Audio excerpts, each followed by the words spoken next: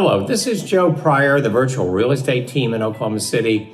And I want to talk about, I don't know if it's a conundrum, a contradiction, or whatever it is, but I've competed for investors with other cities. And one of the things that I tell people about Oklahoma City is that it has one of the highest owner occupancy rates in the United States. Whereas, say, another market, and I'm not going to name that market, but I know this market very, very well, and they're saying, hey, we have a high percentage of rental property, and that's good. Now, I'm going to disagree with that, okay? And I'm going to give you the reasons why I like a market like Oklahoma City that has a high owner occupancy rate. Now, I'm going to sound biased, of course, to some of you, but let me give you some reasons or my thought processes on it and disagree if you want. Well, number one, there's a thing called scarcity.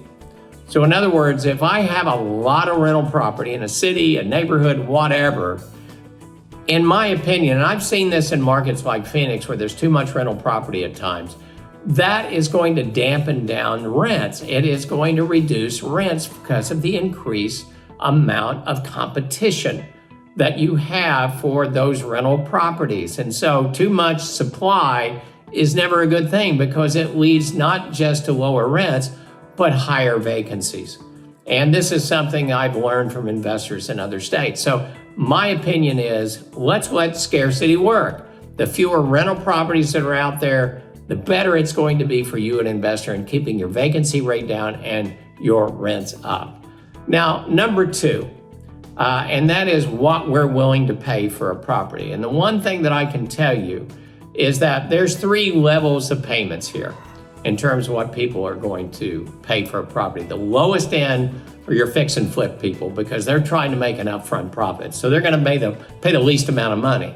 The next level is the investor because the investor is looking at metrics. The investor says, I don't care what it's listed for or what it's selling for, does it give me a return?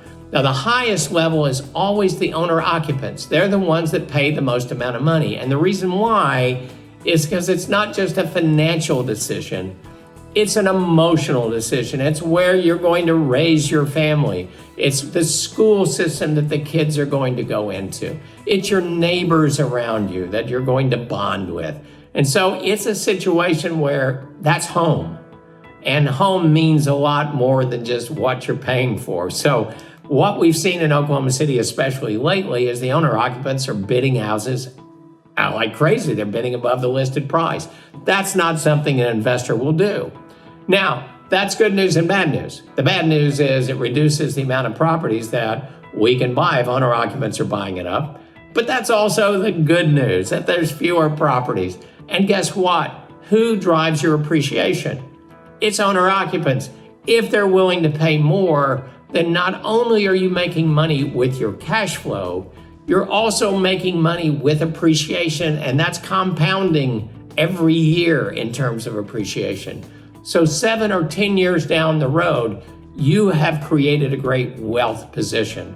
So those are my reasons to say a market like Oklahoma City makes sense because it has a high percentage of owner occupants. And by the way, we're still growing. We're the 9th fastest growing metro area in the United States, over 1 million. That brings in more buyers and it brings in more renters.